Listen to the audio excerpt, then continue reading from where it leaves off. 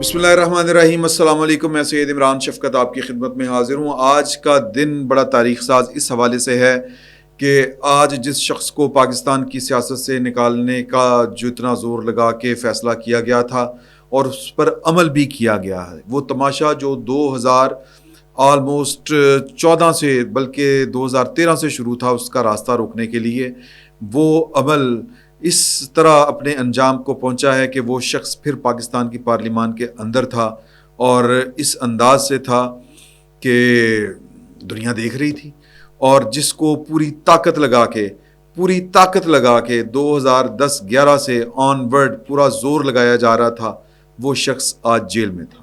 ہاں، البتہ اس کے چہرے کے کچھ ماسک تھے جو لوگوں نے، جو اس کے اراکین اسمبلی نے، جو کہ سنی اتحاد کونسل کے ہیں ویسے، لیکن انہوں نے اپنے چہرے پر سجا رکھے تھے۔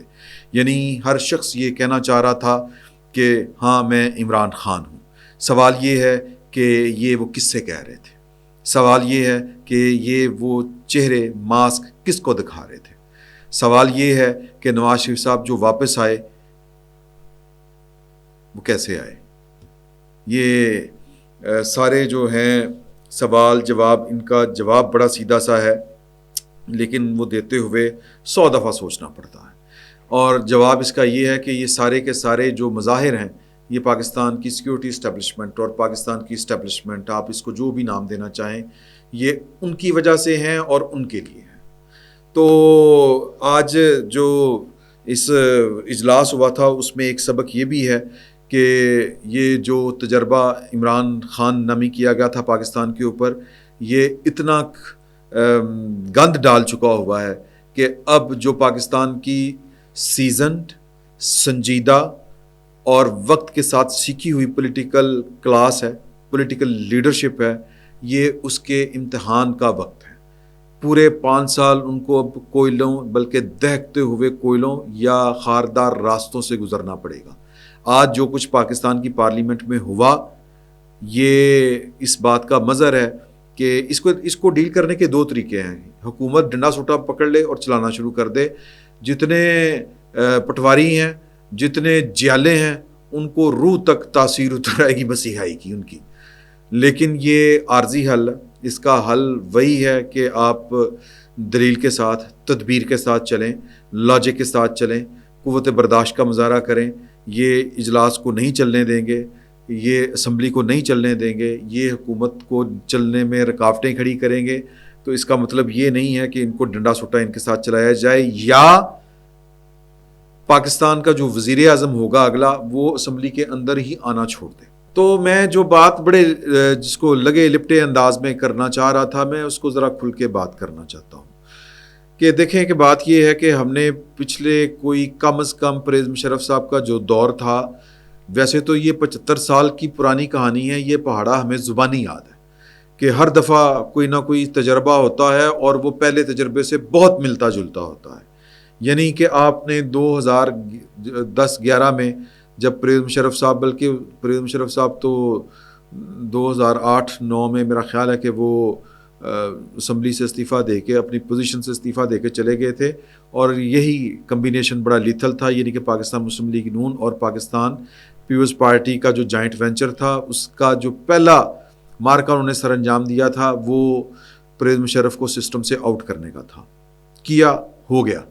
لیکن اس کے بعد پاکستان کی اسٹیبلشمنٹ نے یہ سبق سیکھا کہ اگر یہ دونوں مل کے چلتے رہے تو حالات بہت خراب ہو جائیں گے۔ حالات کیا خراب ہوں گے کہ پاکستان کے جو سرکاری وسائل کے اوپر پاکستان کے ریاستی ملازمین کا جو حق انہوں نے جما رکھا ہے، جس کو عرف عام میں قبضہ کہا جائے گا، تو بات غلط نہیں ہے اگر اس کو قبضہ بھی کہیں، یہ جاتا رہے گا، یہ چیزیں خراب ہو جائیں گی۔ تو پھر ایک جو، کیونکہ پاکستان کی سیکیورٹی اسٹیبلشمنٹ جو ہے وہ ایک وقت میں کئی تجربات بھی کرتی ہے، اور کچھ تجربات ان کی الماری کے اندر فائلوں کی صورت میں پڑے ہوتے ہیں۔ یہ بھی ایک فائل پڑی ہوئی تھی عمران خان صاحب نامی، یہ والی نکالی گئی اور اس کو جھاڑ پونچھ کے کھڑا کیا گیا، چلایا گیا، بنایا گیا، اور اس کے لیے مختلف سطح کے اوپر میٹنگز ہوئیں۔ یعنی کہ اس وقت وزیر اعظم جو تھے وہ یوسف رضا گیلانی تھے، لیکن پاکستان کی سیکیورٹی اسٹیبلشمنٹ جو ہے وہ ایک نئی پارٹی لانچ کرنے جا رہی تھی، اور اس کے لیے باقاعدہ ISI کے دفتر میں یا میس میں میٹنگز ہوتی تھیں، ان میٹنگز کے احوال جو ہیں وہ ہم کئی بار ایک دوسرے کو سنا چکے ہوئے ہیں، اور پھر اس میٹنگ کے نتیجے میں جو پورا سسٹم کھڑا کیا گیا وہ پاکستان کی صحافت میں، سیاست میں، بیوروکریسی کے اندر ڈھونڈ کے جو تحفے ہوتے ہیں، تحفے یا ڈھونڈ کے جو ہیرے وہ لگائے گئے، پروموٹ کیے گئے، سپریم کورٹ تک لائے گئے، ہائی کورٹس کے چیف جسٹس کی صورت میں بٹھائے گئے، اور پھر یہ ایک سسٹم گھڑ کے آگے چلایا گیا. پھر وہ جو دھرنوں سے لے کے پھر وہ جتنی بھی داستان ہیں وہ آپ کو زبانی یاد ہو چکی ہے. اس کے اوپر بات کرنے میرا خیال ہے کرنے کا مطلب وقت ضائع کرنے کے مترادف ہے. مجھے آج ایک سرکاری افسر نے، اہم سرکاری افسر نے ایک بات بتائی کہ کس طرح کے لوگ اکٹھے ہوئے تھے اور کس ذات کے لوگ اکٹھے ہوئے تھے. کچھ خواتین جو ہیں وہ اس ذات کی تھیں. میں پتہ نہیں، مجھے یہ سمجھ نہیں آتا کہ میں یہ بات آپ کو بتاؤں، میرا حوصلہ نہیں بڑھ رہا. کہ ایک انکوائری ہوئی، اس انکوائری میں اس سے کے اوپر جب چارج شیٹ اس کو کیا گیا، یہ 9 مئی کے بعد کی بات ہے، تو انہوں نے کہا کہ بی بی آپ کے اوپر تو یہ بھی الزامات ہیں. تو انہوں نے کہا کہ میں اس طرح کی عورت نہیں ہوں. ہاں، عمران خان کا معاملہ مختلف ہے. تو بیسیکلی اگر میں یہ سارے جو واقعات ہیں وہ گنواتے ہوئے مجھے تکلیف ہو رہی ہے کہ F6 جو سپر مارکیٹ ہے اس کے نزدیک ایک گلی ہے، اس گلی میں ایک دفتر تھا جہانگیر ترین صاحب کے دفتر کے ساتھ. اس دفتر میں کیا کیا ہوتا تھا، کس طرح جو تھی وہ، یعنی مجھے نا وہ میرا حوصلہ نہیں پڑتا وہ آپ کو باتیں بتانے کا کہ کس طرح پارٹیز کے لیے، کس طرح عمران خان صاحب کو خوش کرنے کے لیے کالج کی لڑکیاں جو تھیں ان کو ورغلایا جاتا تھا، پیسے دکھا کے، پارٹیوں پہ لے جا کے، موبائل دکھا کے، موبائل اور لیپ ٹاپس کے تحفے دے کے، اس طرح کی چیزیں کر کے. اور وہ کون کرتے تھے اور پھر کن کن کی ویڈیوز بنتی تھیں. وہ اینک والے جن کیا کرتے تھے، پاکستان کی ٹاپ ماڈلز کے اوپر کیا کیا الزامات لگے. میں نے تو نہیں لگائے نا، یہ تو وہی ہے نا، کیا نام ہے وہ جو ایک میجر بگوڑا ہے بھاگا ہوا ہے، وہ اس نے جس طرح کے لگائے ہوئے ہیں. تو یہ سارا کچھ جو کچھ کیا گیا تھا پاکستان میں، اب سوال یہ پیدا ہوتا ہے کہ اس کا فائدہ کیا ہوا؟ کوئی فائدہ نہیں ہوا.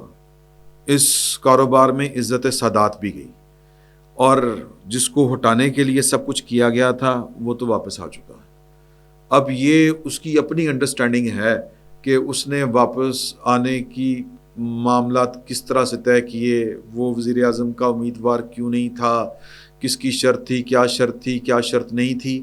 مجھے یہ لگتا ہے کہ نواز شریف صاحب نے جو ساری باتیں ان کی مانی ہیں، کچھ لو کچھ دو والی پالیسی، وہ شاید ملک کے لیے، کیونکہ ان کو بھی نظر آ رہا ہے کہ مزید جو فساد ہے، مزید اداروں کے درمیان کھینچا تانی جو ہے، اس سے ملک جو ہے وہ بالکل ایک ورج کے اوپر کھڑا ہے اور کسی بھی وقت وہ اس طرف گر سکتا ہے.